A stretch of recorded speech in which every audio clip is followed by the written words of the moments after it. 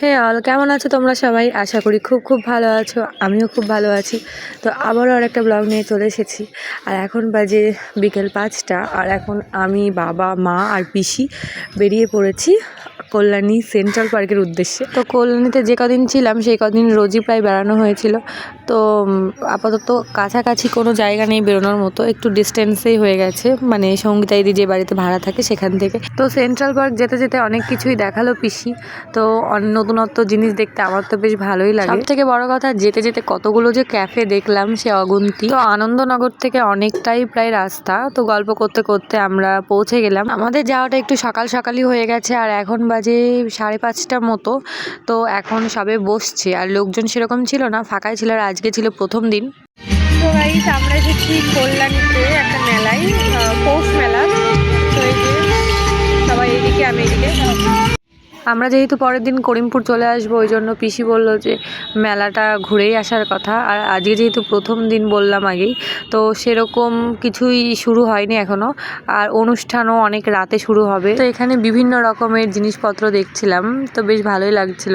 তো প্রথমে চলে এসেছিলাম মথুরা কেক টেস্ট করার জন্য। তো মথুরা কেক যেটা বলছে সেটা পাউরুটির ওপর চিনি মেশানো, আমার একদম পছন্দ হয়নি।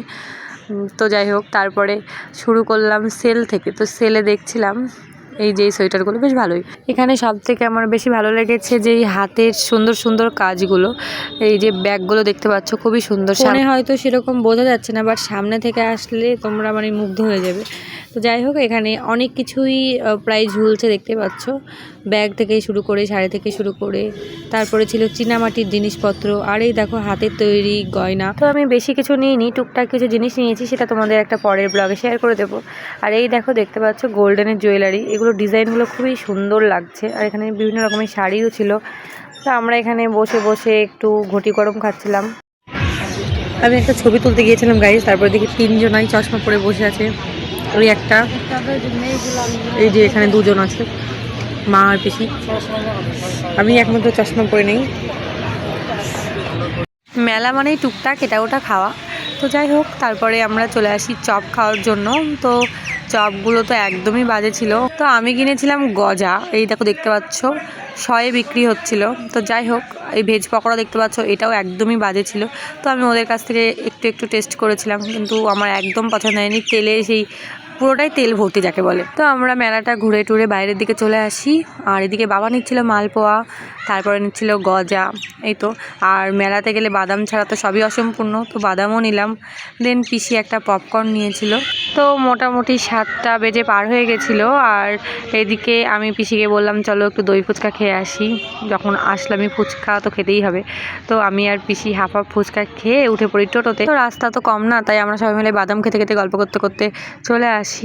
আর এই দেখো একটা সুন্দর কালী ঠাকুরের মন্দির। তো নামতে ঠিক পারিনি, কারণ টোটো কাকুটা খুব তাড়াতাড়ি করছিল, মানে তাড়াহুড়ো দিচ্ছিল। তো বাইরে থেকে দেখলাম কি সুন্দর। তো তারপরে আমরা মিষ্টির দোকানে চলে আসি। দেন আমরা মিষ্টি নিয়ে চলে আসি বাড়ি। তো মেলাটা আমার বেশ ভালো লাগলো, বেশ বড়সড় মেলা। তো যাই হোক, এখন আমরা একটু খাওয়া দাওয়া করছিলাম আর কি। তো ভিডিওটি এটুকুই থাকলো, সন্ধ্যেটা আমার এইভাবেই কাটলো। তো তোমরাও ভালো থেকো, সুস্থ থাকো। আজকের মতো টাটা।